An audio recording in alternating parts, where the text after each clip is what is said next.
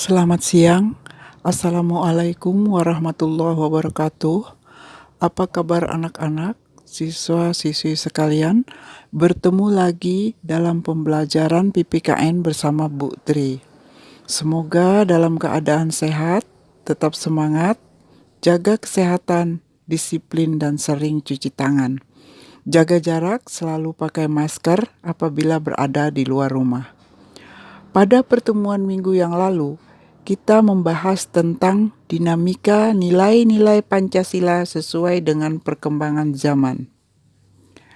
Materi kita pada hari ini, kita akan membahas perwujudan nilai-nilai Pancasila dalam berbagai kehidupan.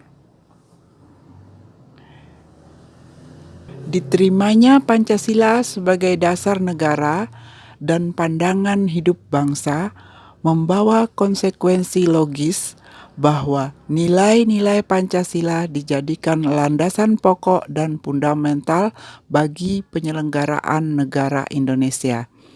Nilai dasar Pancasila yang terdapat dalam pembukaan Undang-Undang Dasar 1945 alinea keempat dapat senantiasa mengikuti perkembangan zaman dan diterapkannya dari masa ke masa dikarenakan Pancasila merupakan ideologi yang bersifat terbuka.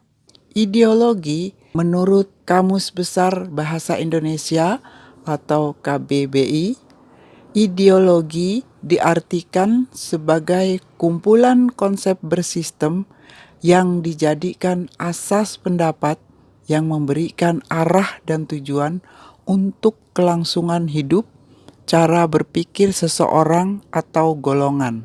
Ideologi menurut sastra prateja, ideologi adalah seperangkat gagasan atau pemikiran yang berorientasi pada tindakan yang diorganisasi menjadi suatu sistem yang teratur. Dengan demikian, ideologi memuat 3 unsur. Pertama, adanya suatu penafsiran atau pemahaman. Kedua, adanya seperangkat nilai atau preskripsi atau petunjuk moral. Ketiga, adanya suatu orientasi pada tindakan. Ideologi terbuka artinya ideologi yang mampu mengikuti perkembangan zaman dan bersifat dinamis. Dengan kata lain, ideologi terbuka artinya ideologi tersebut senantiasa mendorong terjadinya pemikiran baru tentang ideologi tersebut tanpa harus kehilangan jati dirinya. Nah, kemudian ciri-ciri ideologi terbuka. Kesatu, nilai-nilai dan cita-citanya digali dan diambil dari kekayaan rohani, moral, dan budaya masyarakat itu sendiri. Kedua, berasal dari konsensus atau kesepakatan bersama masyarakat. Ketiga, mempunyai sifat dinamis atau mengikuti perkembangan masyarakat.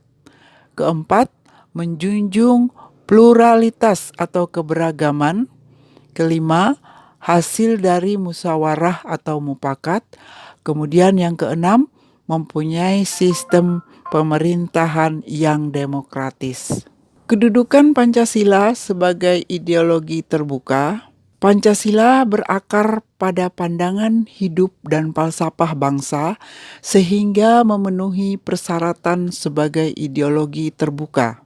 Keterbukaan Pancasila mengandung arti bahwa Pancasila senantiasa mampu berinteraksi secara dinamis. Pancasila tidak berubah, namun dalam pelaksanaannya disesuaikan dengan kebutuhan dan tantangan nyata yang kita hadapi setiap waktu.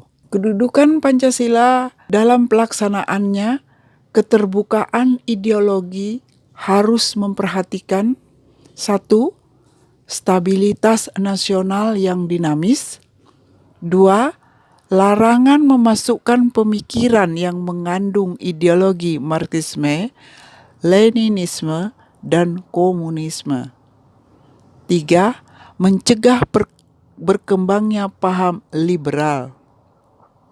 Keempat, menciptakan norma harus sesuai kesepakatan.